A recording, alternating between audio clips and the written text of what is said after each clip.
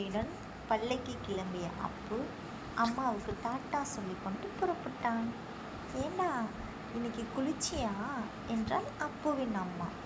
நேரமாச்சுமா, நாளைக்கு குளிக்கிறேன் என்று சொல்லிட்டு ஓடினான் அப்பு. 5வது படித்து கொண்டிருந்தான்.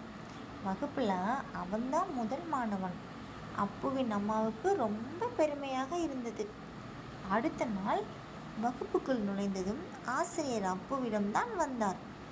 ஏன் அழுக்கு சட்டையை போட்டு கொண்டு வந்திருக்காய், துவைத்து போடக்கூடாதா என்று ரகசியமாக அவனிடம் கேட்டார். மறந்துட்டேன் சார், சமாதானம் சொன்னார் அப்பு. படிப்பில் கெட்டிக்காரனாக விளங்கிய அப்பு ஏனோ தன்னை சுத்தமாக வைத்துக் கொள்வதில் அக்கறை காட்டவில்லை. பல நாட்கள் அப்பு பல் விளக்காமல் கூட பள்ளிக்கு போயிருக்கான். அப்போது பையன்கள் இவனிடம் கேட்டால் யானை பல் விளக்குதா என்று கிண்டலாக பதில் சொல்வான். அப்புவின் அம்மாவும் வகுப்பாசிரியரும் பல முறை கூறியும் அவன் தன்னை சுத்தமாக வைத்துக் கொள்வதில் கவனம் செலுத்தவே இல்லை. அவன் கவனம் முழுவதும் படிப்பில் இருந்தது. ஆனால் பையன்கள் இவனை அழுக்கு மாமா என்று அழைத்தனர்.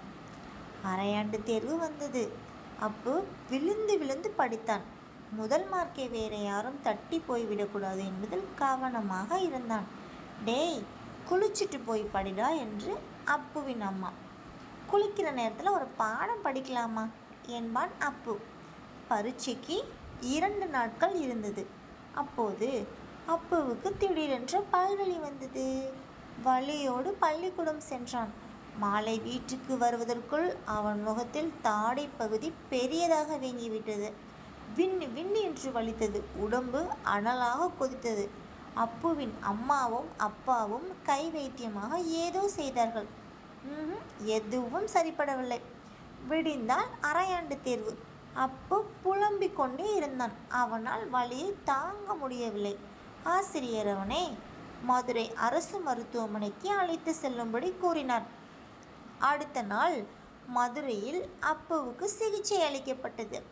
பல்வலிக்கு காரணமாக இருந்த சொத்தை பல்லை உடனடியாக எடுக்கவில்லை என்றால் உயிருக்கே ஆபத்து என்றார் டாக்டர். அப்பு அரையாண்டு தேர்வுக்கு போக முடியவில்லையே என்று அழுது கொண்டிருந்தான். தினந்தோறும் பற்களை சுத்தம் செய்தால் இப்படிப்பட்ட பிரச்சனையெல்லாம் வரவே வராது என்றார் டாக்டர். அப்பு 1 வாரம் மருத்துவமனையில் இருந்தான். அரையாண்டு தேர்வு முடிந்தது. அன்றுதான் பள்ளிக்கூடம் திறந்தது. அன்று வகுப்பில் ரேங்க் கார்டு கொடுக்கப்பட்டது. முதல் மார்க் ரங்கராஜன் என்று ஆசிரியர் பெயரை படித்தபோது அப்பு தேமி தேமி அழுதான். ஆசிரியர் அவனை சமாதானப்படுத்தினார். சுவற்றை வைத்துதான் சித்திரம் எழுத வேண்டும். நமது உடலை ஆரோக்கியமாக வைத்து கொண்டால்தான் எதையும் வெற்றிகரமாக செய்ய முடியும் என்றார்.